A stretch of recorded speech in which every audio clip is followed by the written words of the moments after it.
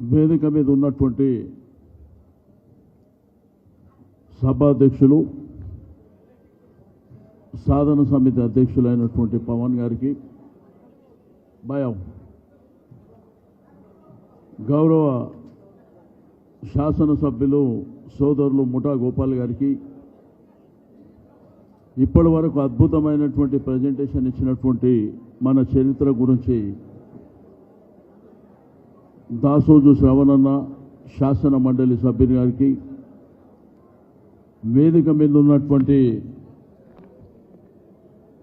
నాగేష్ గారు, మహేష్ గారు, మా కార్పొరేటర్లు, మాజీ కార్పొరేటర్లు, వివిధ వ్యాపార సంస్థల అధ్యక్షులకు,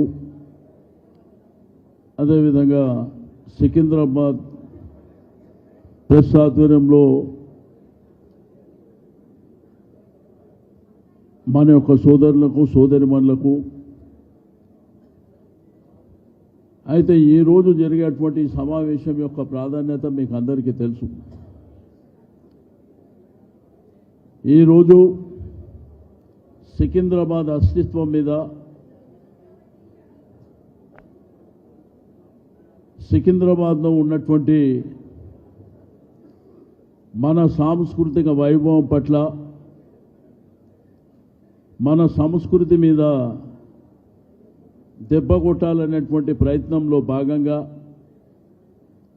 ఇప్పుడున్నటువంటి ముఖ్యమంత్రి గారు నేనేదో పెద్ద మహారాజుని, నేనేదో రాచరికం చేస్తా, నా ఇష్టం ఉన్నట్టు చేస్తా అంటే కాన్స్టిట్యూషన్ ఒప్పుకోదని ఇప్పుడే శ్రవణ్ గారు మన భారత రాజ్యాంగం ఏం చెప్తుంది, ఎవరు ఏ పదవిలో ఉన్నా కానీ చట్టానికి లోబడే పని చేయాలి, మన కాన్స్టిట్యూషన్ లోబడే పని చేయాలని చాలా క్లియర్గా ఆ సెక్షన్లతో సహా వారు వివరించినటువంటిది కూడా మనం చూసినాం. అయితే ఇక్కడ సికింద్రాబాద్లో ఉన్నటువంటి చరిత్ర మనకు, మన పూర్వీకులకు, మన పెద్దలకు, ఇప్పుడున్నటువంటి ప్రజలకు, వ్యాపార రంగ సంస్థలకు, రెండోది మన ఆత్మగౌరవం, మన అస్తిత్వం మీద దెబ్బ కొడితే, మన ఆత్మగౌరవం మీద దెబ్బ కొడితే, రెండోది మన కన్న తండ్రి పేరు మారుస్తా అనేటువంటి మూర్ఖులని మరి ఏం చేయాలనో చేసి చూపిస్తామని చెప్పి నేను ఈ సందర్భంగా తెలియజేస్తా ఉన్నాను. సరే, రాజకీయాలు రెగ్యులర్గా ఉండేవే, రాజకీయాలలో రాజకీయ పార్టీలు కూడా ఉంటాయి, కానీ మన యొక్క మనోభావాలతో ఆడుకుంటే, లేకపోతే ఇక్కడ ఉన్న అస్తిత్వంతో చెలగాటం ఆడితే ఊరుకుందామా?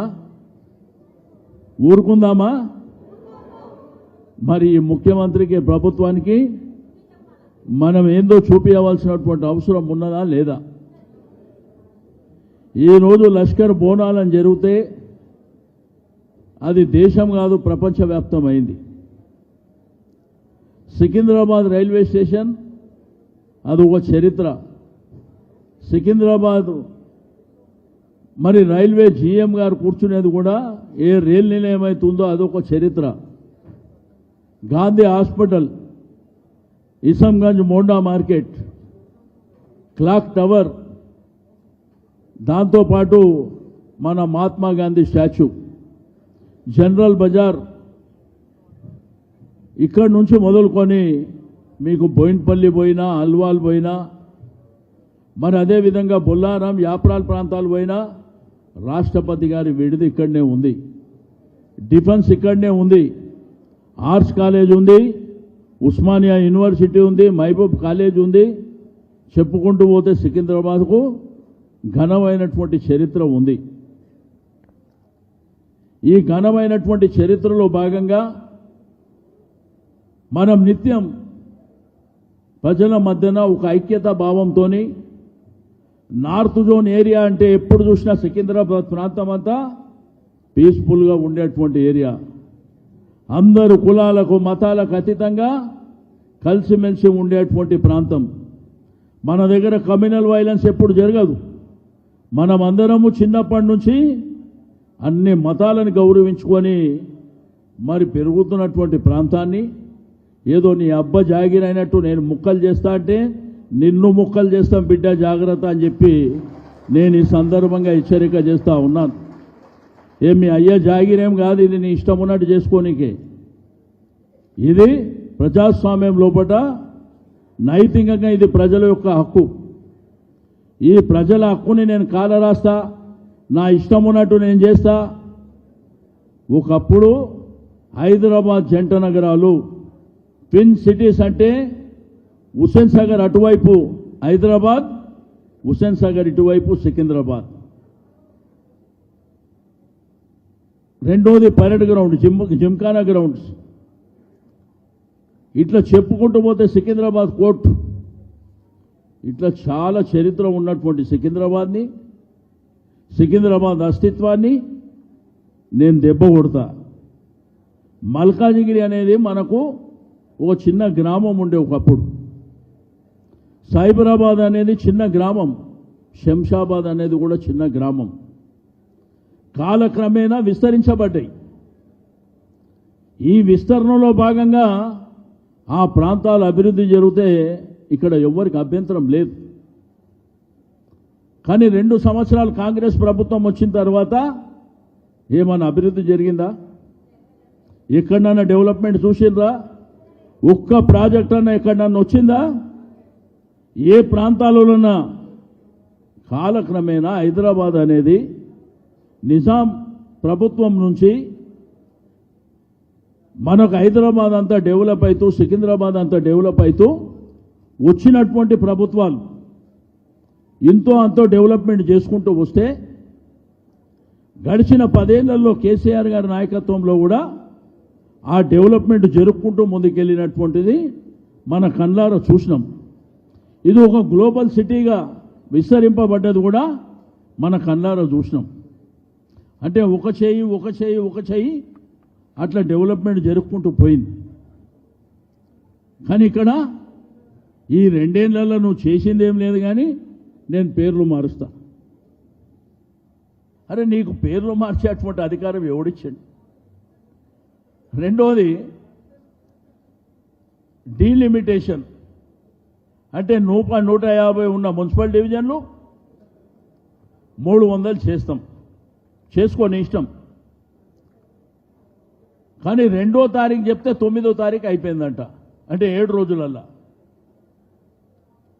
అంటే ప్రజల్ని కన్సల్ట్ చేసే అవసరం లేదు, స్టేక్ హోల్డర్స్ని కన్సల్ట్ చేసే అవసరం లేదు, ప్రజాప్రతినిధులని కాన్ఫిడెన్స్లోకి తీసుకునే అవసరం లేదు.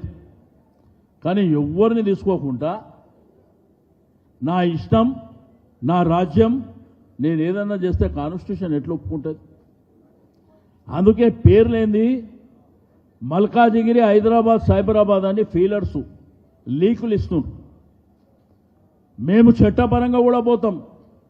ఎట్టి పరిస్థితుల్లో ప్రభుత్వాన్ని వదిలిపెట్టే సమస్యనే లేదు. అఫీషియల్గా ఆ పేర్లు డిక్లేర్ చేసిన తర్వాత లీగల్గా పోవడానికి ఆస్కారం ఉంటుంది కాబట్టి అక్కడ కూడా మనం ఫైట్ చేస్తాం. రెండోది డీలిమిటేషన్ అనేదే తప్పుల తడక. ఎవరి ఆధ్వర్యంలో జరుగుతుంది? జిహెచ్ఎంసీ కమిషనర్ గారు.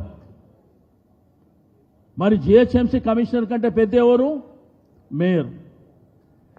మేము కౌన్సిల్లో కార్పొరేటర్లు మేమందరం ఉన్నప్పుడు నేను మాట్లాడేటప్పుడు మేయర్ గారిని అడిగిన, మీరు కూడా టీవీలలో చూసారు, నీ గుండె మీద చేసుకొని ఈ డీలిమిటేషన్ ప్రక్రియ నీకు తెలుసా అని అడిగిన.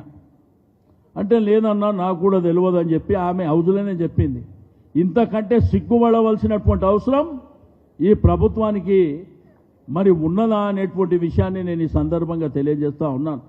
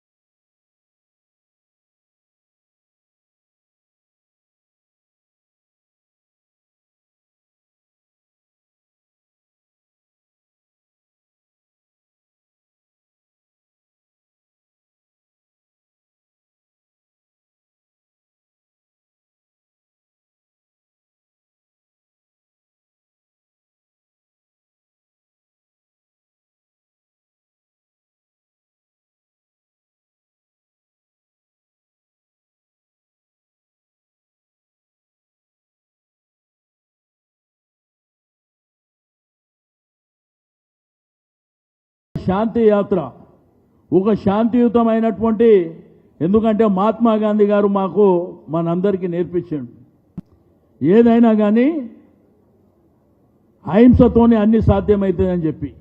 హింసతో ఏది సాధ్యం కాదు. మనం కూడా ప్రజాస్వామ్యబద్ధంగా సికింద్రాబాద్ రైల్వే స్టేషన్ నుంచి బయలుదేరి ప్రశాంత్ థియేటర్ మీదుగా క్లాక్ టవర్ నుంచి మంజు థియేటర్, ప్యారడైస్ నుంచి గాంధీ హాస్పిటల్ వరకు నల్ల జెండాలు, నల్ల బ్యాడ్జులు పట్టుకొని కొన్ని వేలాది మందితోని మనం ఒక శాంతి యాత్ర చేయబోతున్నాం. నేను మా కార్పొరేటర్లకు, మా మాజీ బోర్డు మెంబర్లకు, మా మాజీ కార్పొరేటర్లకు, మా నాయకులకు, అదేవిధంగా వివిధ వ్యాపార రంగంలో ఉన్నటువంటి ముఖ్యులకు, మా పాత్రికేయ మిత్రులకు కూడా, నేను కార్పొరేటర్లకు, మా మాజీలకు కూడా చెప్తున్నా, ఒక్కొక్కళ్ళు వస్తే కుదరదమ్మా, ఒక్కొక్కళ్ళు వస్తే రాకపోయినా పర్వాలేదు.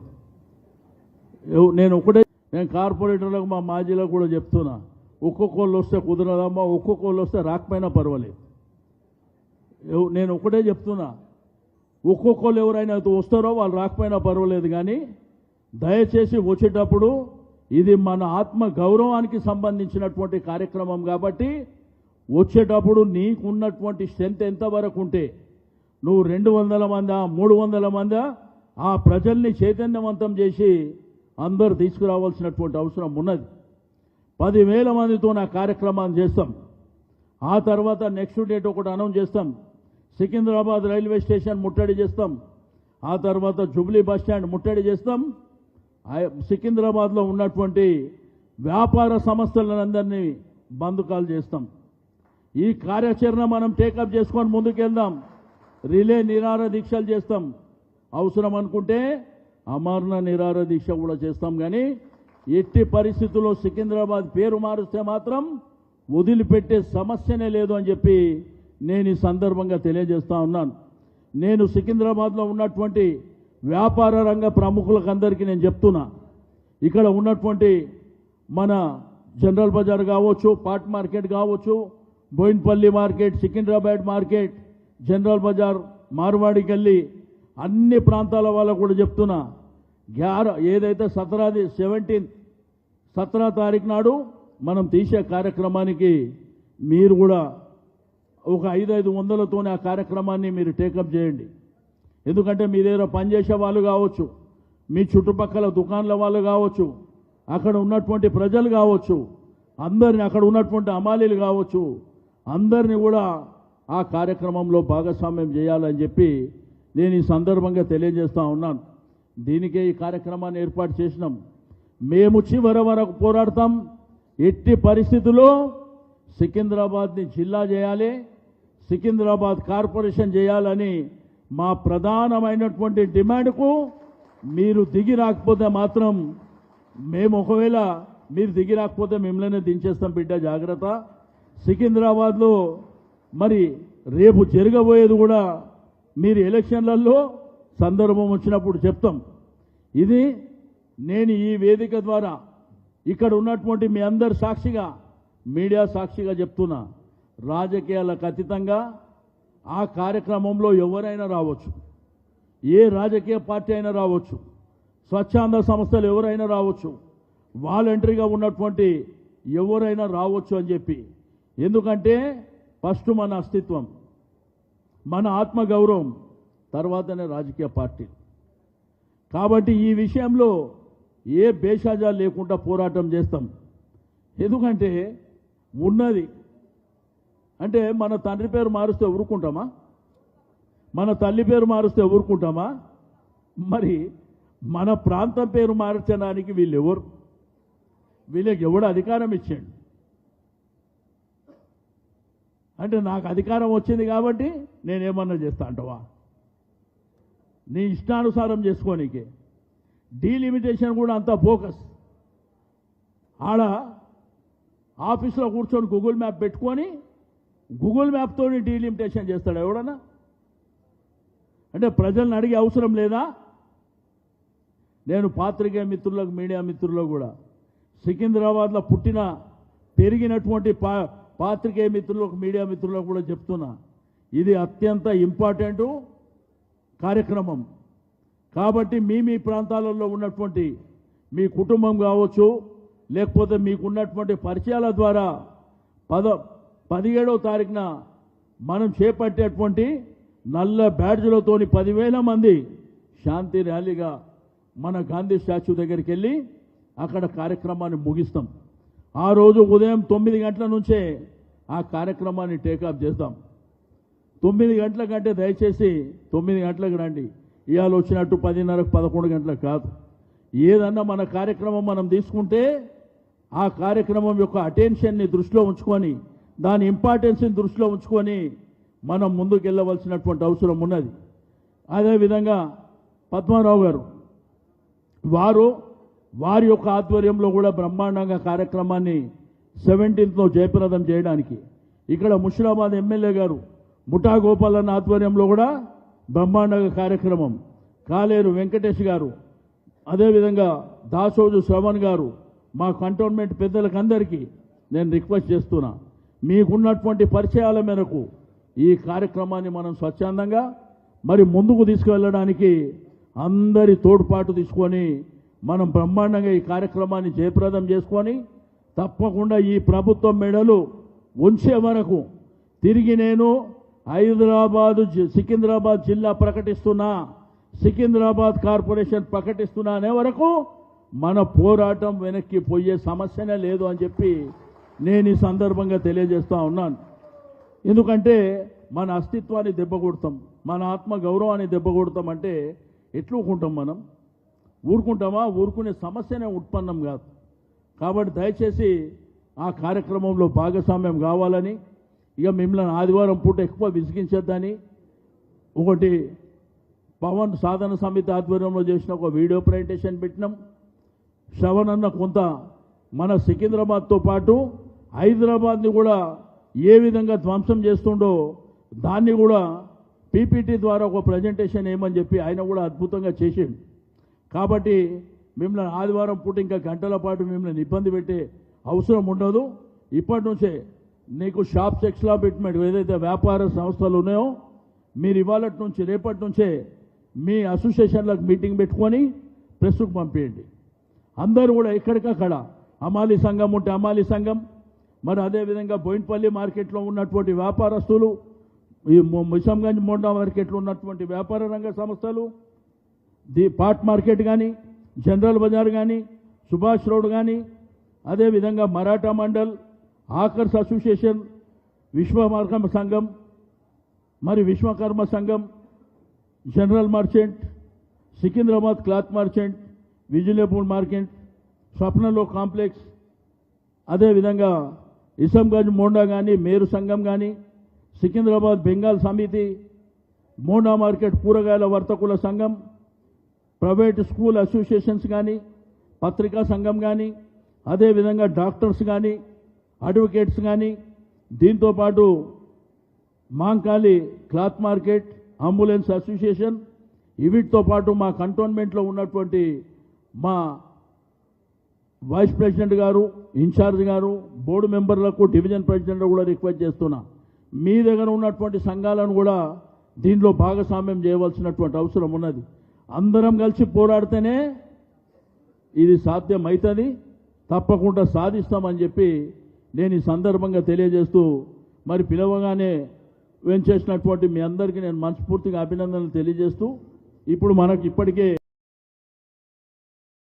ఒక 2-3 మాట్లాడే సబ్జెక్ట్ అంత ఇదే కాబట్టి మరి మాట్లాడవలసినటువంటి ప్రముఖులు ఎవరన్నా ఉండి మాట్లాడతామంటే దయచేసి ఒక 3-4తోని ఈ మీటింగ్ని క్లోజ్ చేద్దామని చెప్పి నేను తెలియజేస్తూ, ఇంకా చాలా మీటింగ్లు ఉంటాయి మాట్లాడుకునేటి, మనం ప్లానింగ్ చేసుకునేటి చాలా ఉంటాయి. కాబట్టి నేను ఏ అసోసియేషన్ల వాళ్ళు ఉన్నారో, ఏ బస్తీ సంఘాల వాళ్ళు ఉన్నారో మీరు రేపటి నుంచి ఒక గంట, ఒక అర్ధగంటనో మీ అసోసియేషన్ల వారితో మాట్లాడి అదే సోషల్ మీడియాలో పెట్టండి, లేదంటే ప్రెస్కు పంపించండి, మీడియాకు పంపించండి, ఎక్కడికక్కడ చేసి, అంటే మనం ఎంత ఉధృతంగా ఈ కార్యక్రమాన్ని తీసుకుపోతున్నామో ఈ గవర్నమెంట్కి తెలవాల్సినటువంటి అవసరం ఉంది.